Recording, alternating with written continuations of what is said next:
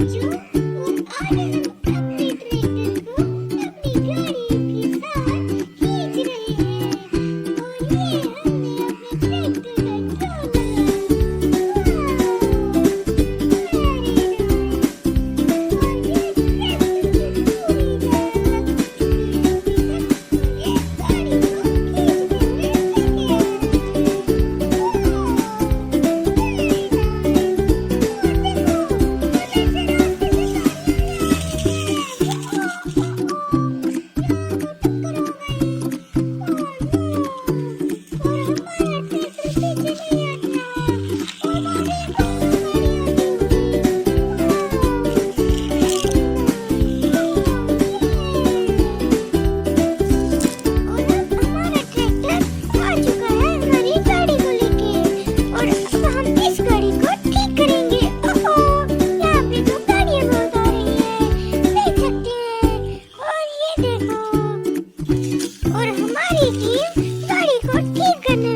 चुकी है